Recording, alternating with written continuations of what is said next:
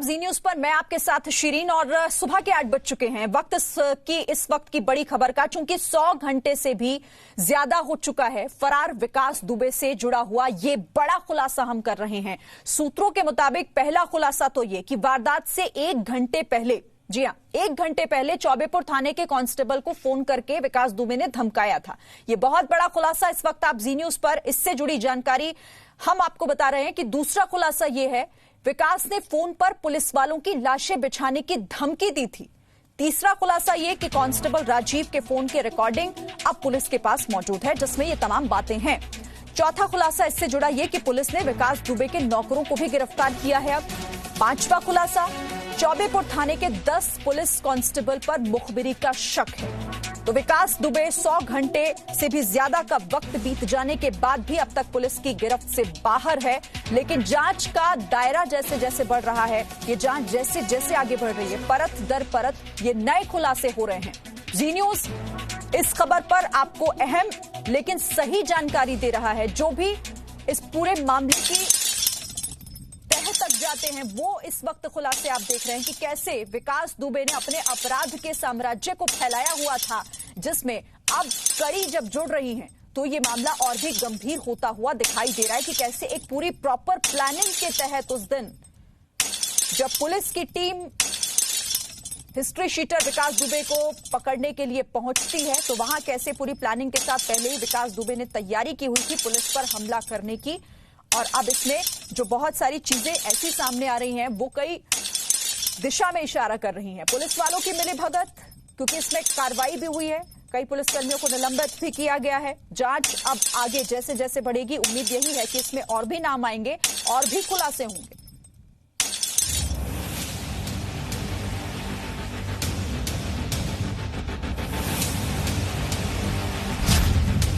कहां है विकास दुबे?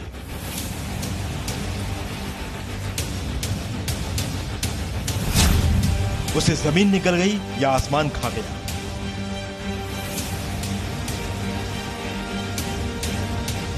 गैंगस्टर विकास दुबे की मोस्ट वांटेड तस्वीरों वाले पोस्टर भी लग गए, लेकिन 5वें दिन भी पुलिस के हाथ खाली है।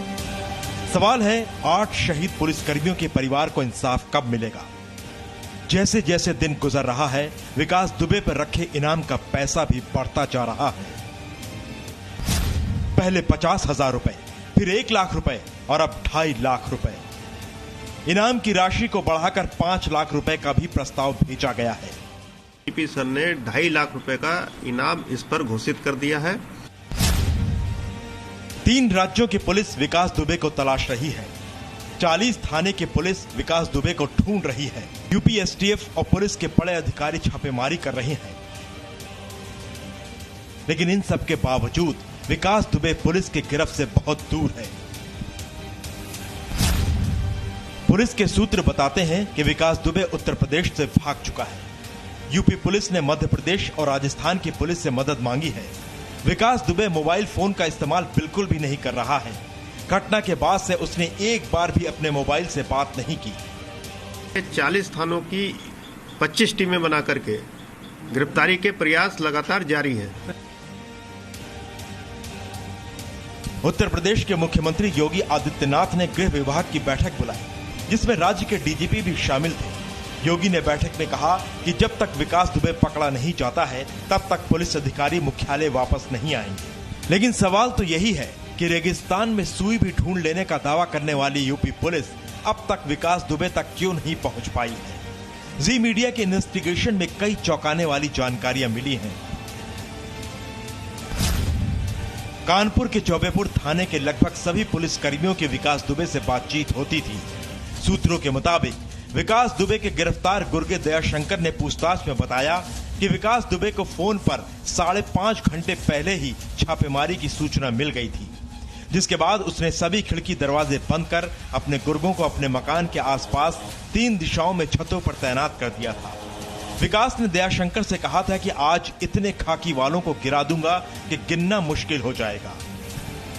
अब इस छत से हम वो हिस्सा आपको दिखाएंगे जहां से उसके बदमाशों का एक दूसरा गिरोह, जो दूसरा ग्रुप था, वो जो पोजीशन लिए हुए था, वो ये हिस्सा था, ये वाला पूरा यहाँ से।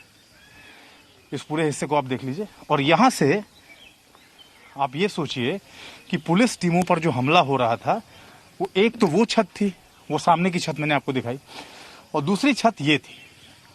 इस छत पर भी जो तमाम उसके साथी थे वो AK-47 और दूसरे जानलेवा हथियारों के साथ तैनात थे और लगातार फायरिंग हो रही थी।